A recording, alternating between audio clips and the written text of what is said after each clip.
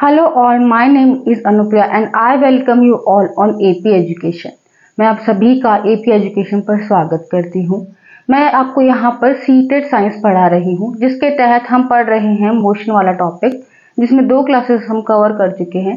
आज हम 3rd class में मोशन वाले टॉपिक को कंटिन्यू करेंगे, लेकिन उससे पहले अगर आपने चैनल को सब्सक्राइब नहीं किया है तो प्लीज़ सब्सक्राइब करें और हर क्लास के नोटिफिकेशन के लिए बेल आइकन को प्रेस करें।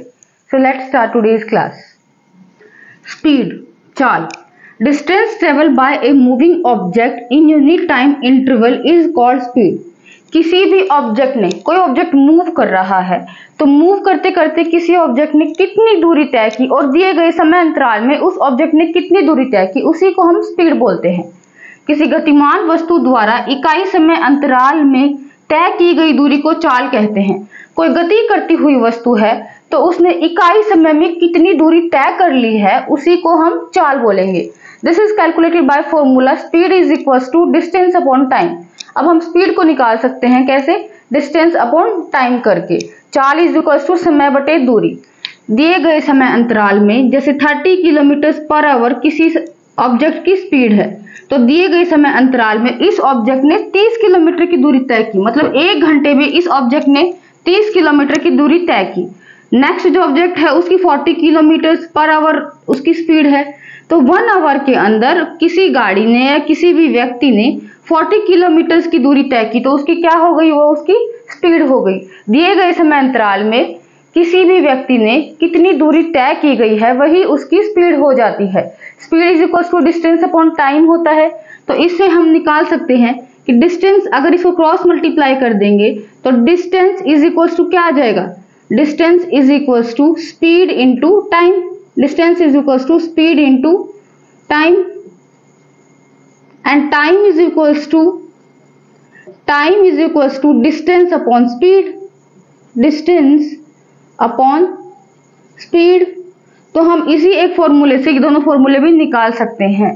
तो ये होती है हमारी चाल, दैट इज दिए गए समय अंतराल ने किसी भी ऑब्जेक्ट ने कितनी दूरी तय की, उसी को हम बोलते हैं स्पीड।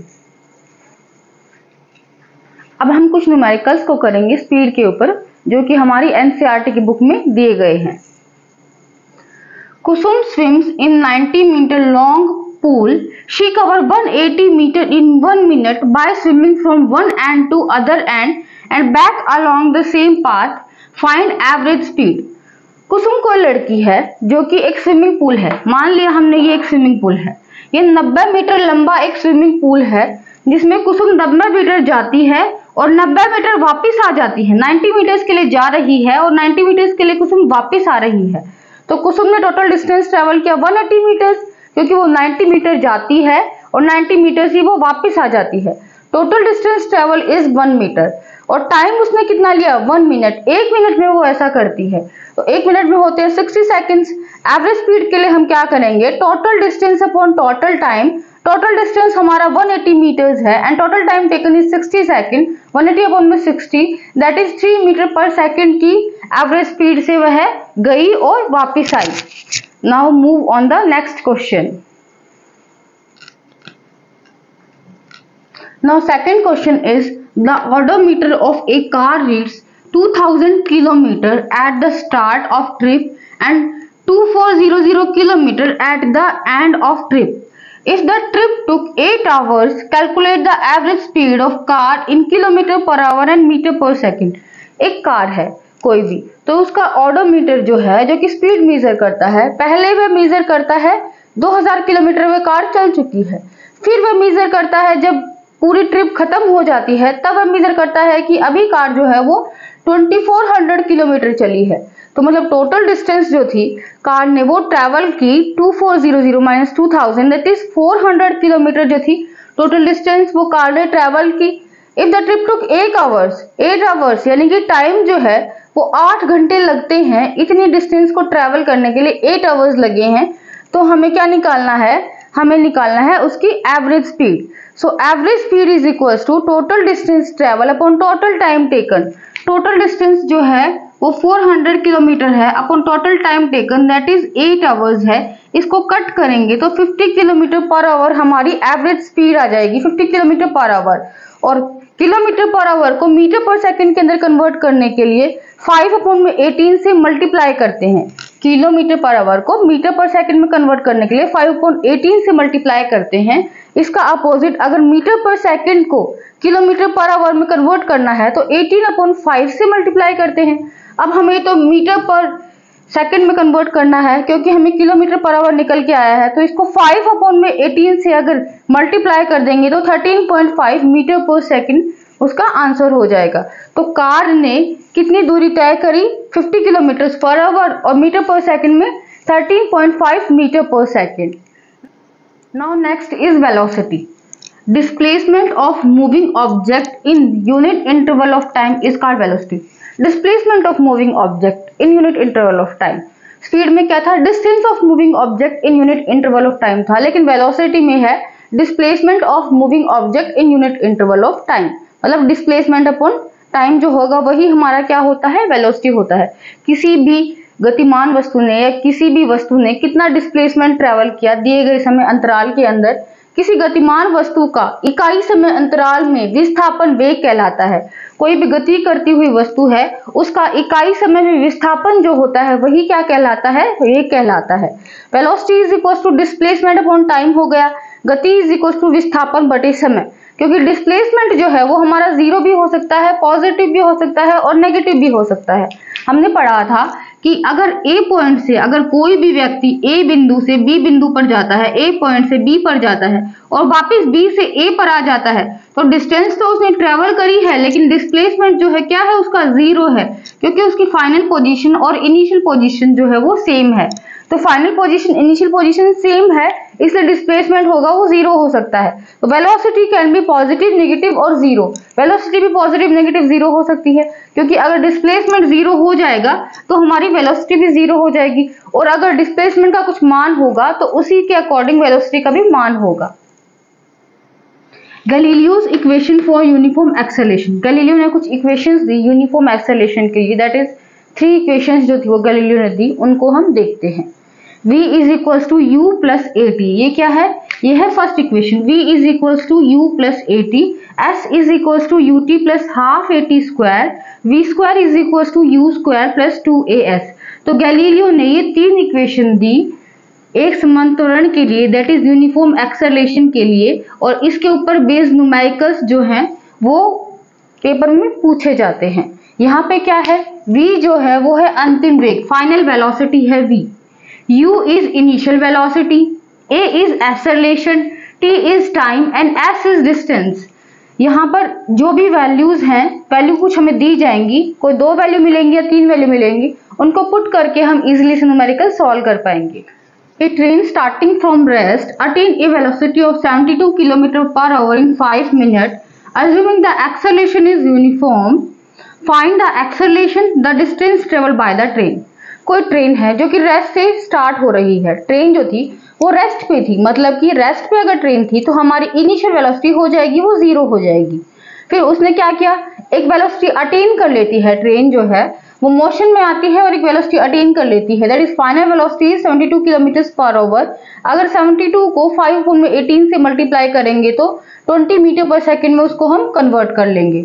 अभी टाइम जो है, टाइम हमें दिया गया है 5 seconds, time is equals to 5 minutes.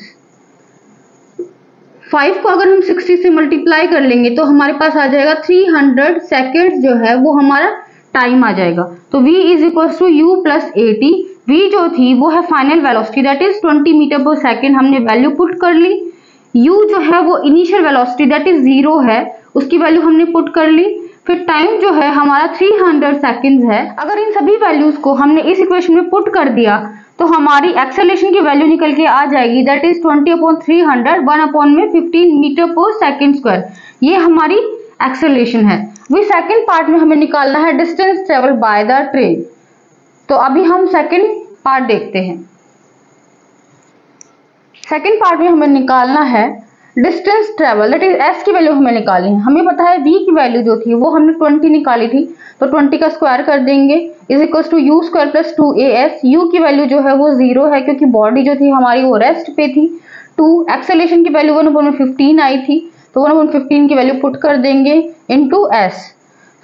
अगर हमने इसका स्क्वायर करेंगे तो 400 हमें यहाँ पे मिल जाएगा और यहाँ पे 2/15 s आ जाता है। इनको क्रॉस मल्टीप्लाई करने पर s is equal to 400 into 15/2 और s की वैल्यू आ जाएगी 3000 मीटर और 3 किलोमीटर। अभी हम ऐसा ही एक और क्वेश्चन देखते हैं। ये सभी एनसीईआरटी के क्वेश्चंस हैं, एनसीईआरटी के न्यूमेरिकल्स हैं जो कि एग्जाम में पूछे जाते हैं। A car accelerates uniformly from 18 km per hour to 36 km per hour in 5 seconds. एक कार जो है वो एक्सेलेरेट करती है अपने आप को 18 km per hour, मतलब कि उसकी इनिशियल वेलोसिटी आ गई 18 km per hour एंड उसकी फाइनल वेलोसिटी आ गई 36 km per hour इन 5 सेकेंड्स। टाइम आ गया 5 सेकेंड्स। कैलकुलेट एक्सेलरेशन, हमें एक्सेलरेशन कैलकुलेट करनी है and distance travel by car calculate करना है।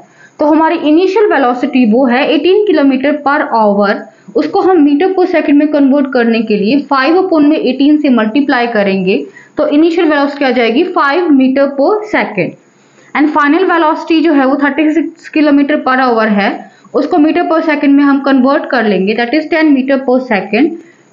इनिशियल वेलोसिटी हमारी आ गई 5 metre per second, final velocity है 10 मीटर पर सेकंड, टाइम हमारा दिया गया है 5 second.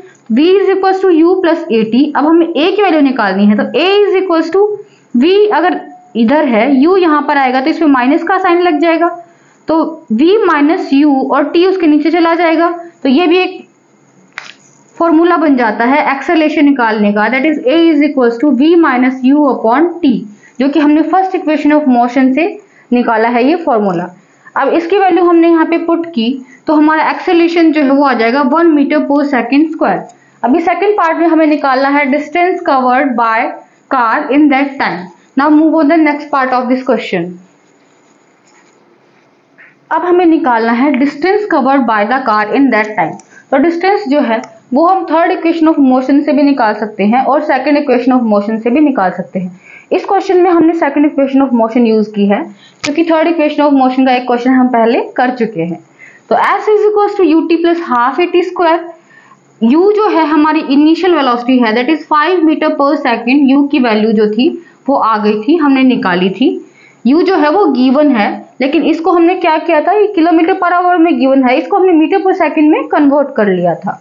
Time is equal to 5 second and acceleration जो है वो 1 मीटर पर सेकंड स्क्वायर हमारा निकल के आया है। इन सब की वैल्यूज अगर हम इसमें पुट करते हैं तो s की वैल्यू जो है वो 37.5 मीटर आ जाती है। तो हमारे s की जो वैल्यू है दैट इज डिस्टेंस कवर्ड भी 37.5 metre. Now move on the next question. अभी हम नेक्स्ट क्वेश्चन देखते हैं। The brakes applied to a car produce an acceleration of 6 metre per second in opposite direction। किसी भी कार जो कि मोशन में है उस पर ब्रेक लगाए गए तो उसके ऊपर इतना एक्सेलरेशन प्रोड्यूस हुआ, मतलब रिटार्डेशन प्रोड्यूस हुआ, अपोजिट डायरेक्शन में प्रोड्यूस हो रहा है ना उसको रोकने के लिए। If the car takes 2 second to stop, 2 second में कार स्टॉप हो जाती है, मतलब कि कार की जो फाइनल वेलोसिटी है वो 0 है और टाइम जो है वो 2 सेकेंड्स है। एक्सेलरेशन जो है वो 6 मीटर पर सेकेंड स्क्वायर है, लेकिन अपोजिट डायरेक्शन में है तो हम एक्सेलरेशन को माइनस में ले लेंगे।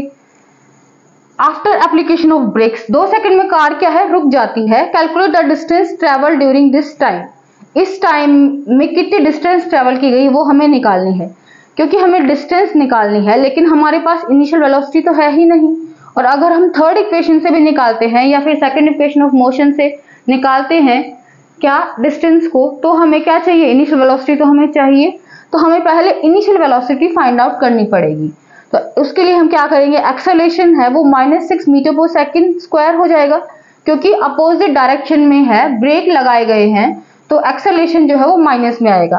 टाइम जो है वो 2 सेकंड है। फाइनल वेलोसिटी क्योंकि कार जो है वो रुक गई है तो फाइनल वेलोसिटी 0 है एंड इनिशियल वेलोसिटी जो हमें कैलकुलेट करनी है v is equal to u plus a t. Put किया वैल्यूज को तो u जो है हमारा वो 12 मीटर पर सेकंड निकल के आ जाता है। अब u की वैल्यू 12 मीटर पर सेकंड है, बाकी वैल्यूज हमें दी गई हैं तो सेकंड इक्वेशन में हम सभी वैल्यूज को पुट कर देंगे। Second equation that is s is equal to u t plus half a t square. s is equal to u की वैल्यू 12 है और टाइम जो है वो 2 सेकंड है plus half acceleration -6 and t square that is 2 into 2।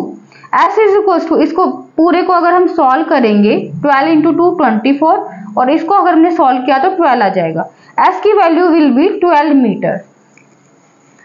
So this was all about today's class. I hope अब तक की क्लास आपको अच्छे से समझ आ गई होगी।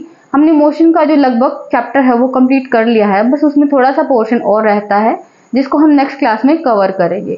Thanks for watching. Please like, share and subscribe this channel.